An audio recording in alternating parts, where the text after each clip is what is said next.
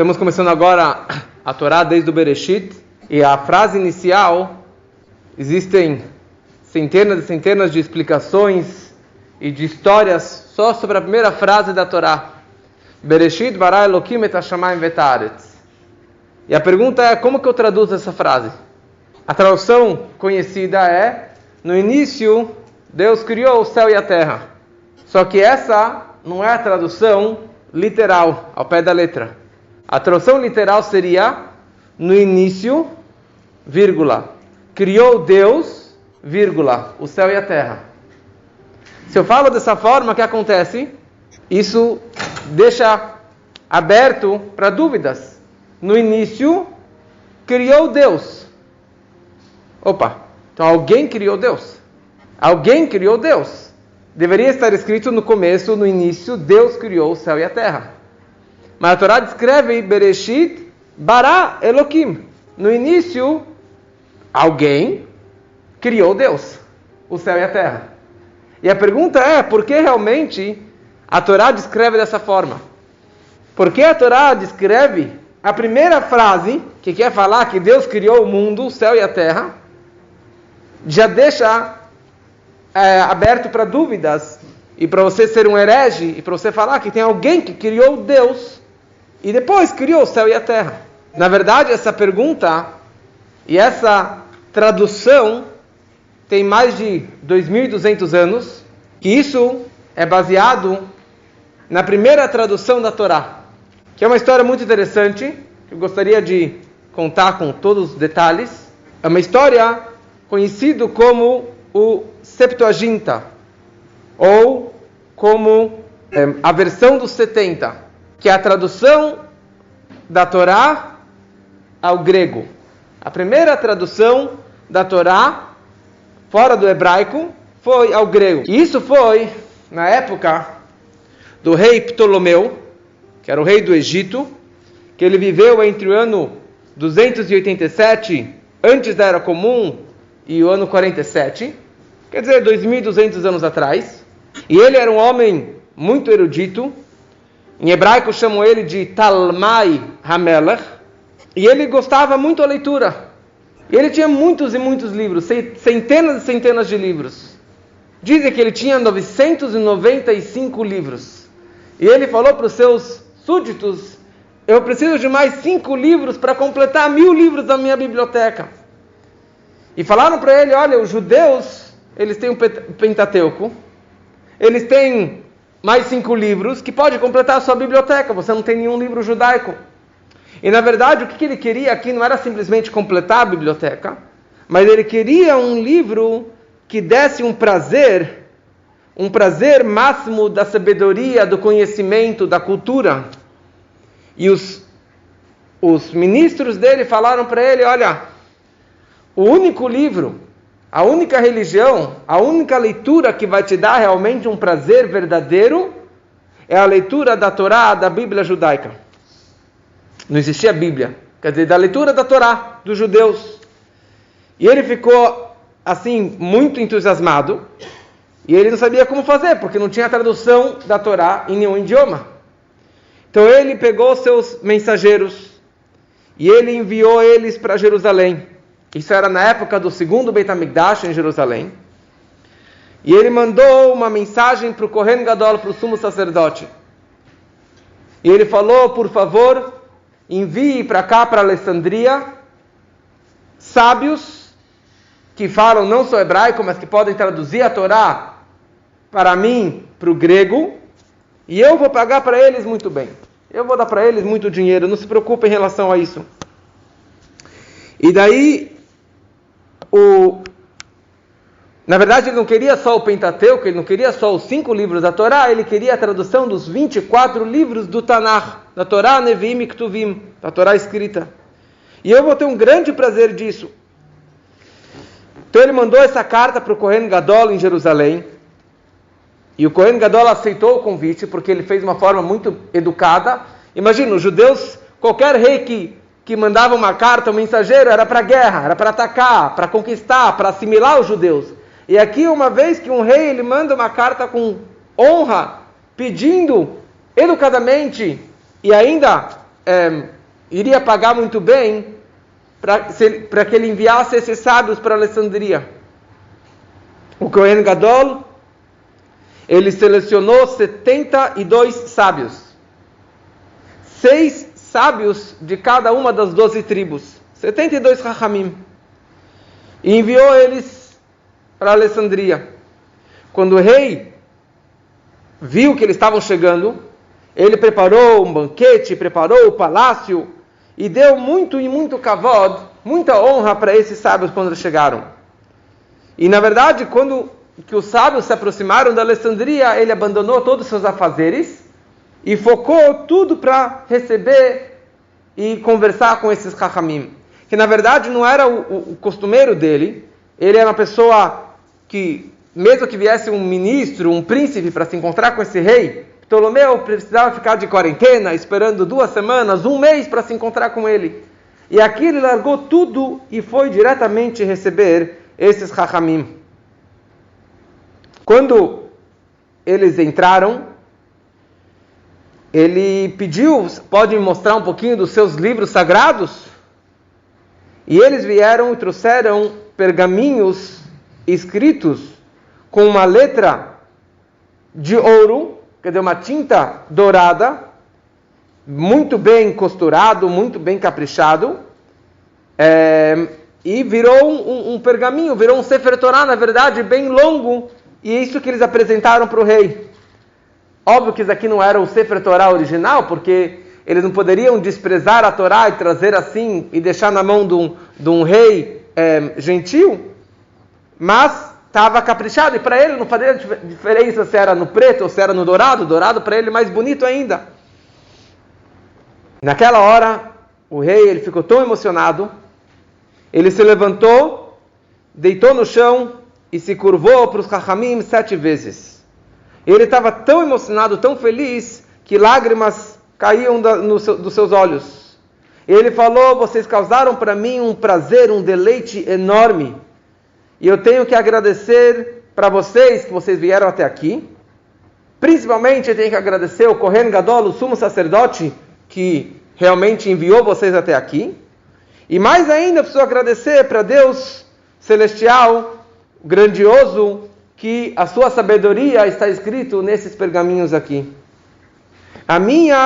Toda a minha vida eu devo a vocês, eu vou lembrar o prazer que vocês geraram para mim ao chegarem aqui. Isso antes de conversar, antes deles ensinarem para ele qualquer coisa.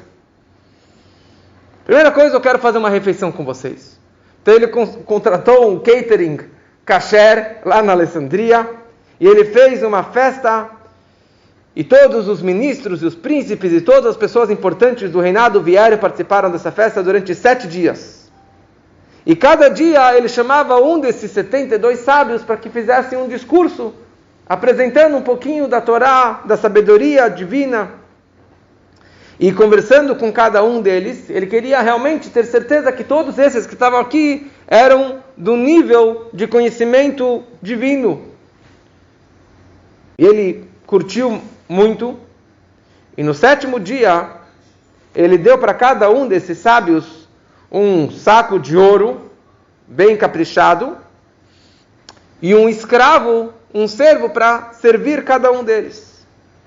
Depois, no 8º dia, ele pegou todos os sábios e enviou eles para uma ilha afastada da Alessandria, tipo alguns quilômetros de distância, e ali já tinham quartos selecionados, preparados para todos esses 72 sábios. Quartos amplos, com janelas abertas, com vista ao mar, tinha uma fonte de água lá perto, e deu para eles tudo o que eles precisavam: comida, bebida, conforto, tudo, pacote completo. E junto com isso ele deu presente para cada um desses sábios. Quando estava tudo preparado, ele falou para eles: eu quero que agora vocês traduzam a Torá para mim, para o grego. Era o grego koiné. Era o grego koiné. Talvez era o idioma mais famoso na época. E eles, cada um ficou separado no seu quarto. E toda manhã eles iam até o palácio do rei, ficavam lá um pouco com ele, comiam com ele, e depois ficavam o resto do dia, até a 9ª do dia, traduzindo a Torá no grego. Depois de 72 dias, 72 sábios, 72 dias, eles conseguiram traduzir os 24 livros do Tanakh em grego.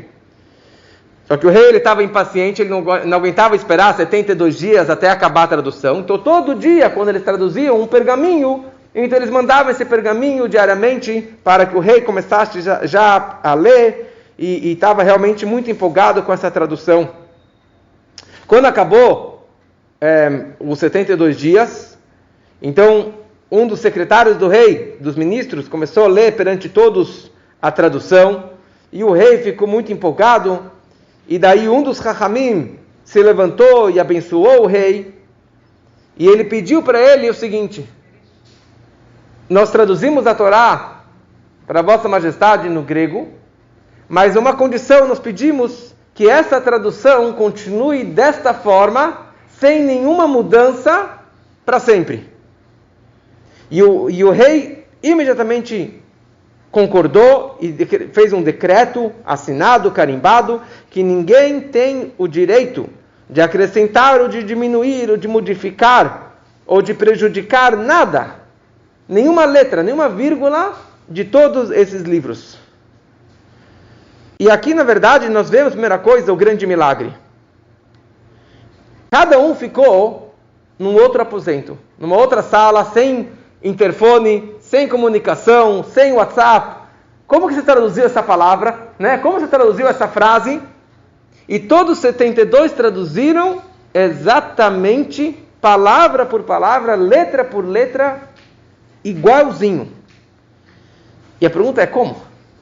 Como você traduz a Torá inteira, o Tanakh inteiro, sem nenhuma modificação?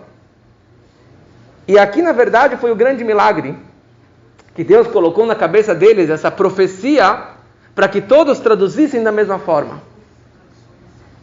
E Hashem fez essa bondade com eles, que todos traduziram da mesma forma. O rei ficou muito satisfeito, e ele estava tão satisfeito, que ele libertou 103.000 prisioneiros judeus que estavam presos lá no Egito, na Alessandria, e libertou eles e mandou eles para Jerusalém. E daí ele mandou de volta os 72 sábios para Jerusalém. E para cada um ele deu um saco de dinheiro bem caprichado.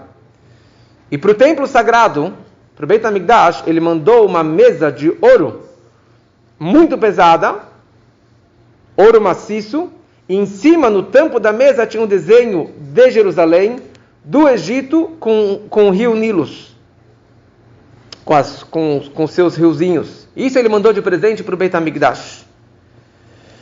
E ele, na verdade, ele perguntou para os ministros por que ninguém nunca traduziu isso. Se é algo tão maravilhoso, por que nunca ninguém teve a ideia de traduzir a Torá? Para qualquer idioma que seja. E falaram, na verdade, que uma outra pessoa, um outro tradutor, já foi traduzir a Torá, só que ele modificou algumas palavras, e ele ficou muito doente, e ele estava prestes a morrer, e quando ele se arrependeu das modificações que ele fez sobre a Torá, ele consertou e depois ele melhorou. Então o rei entendeu que aqui ele estava brincando com algo muito divino, muito precioso. Então ele criou um armário especial para isso, e ele mandou presentes para o Kohen Gadol, falando: o prazer, o deleite, a alegria que você causou para mim, eu preciso que pessoas como essas venham para cá constantemente para conversar comigo. Só que esses Chachamim, eles modificaram algumas coisas da tradução original da Torá. E a primeira coisa que eles traduziram, não ao pé da letra, foi a primeira frase da Torá.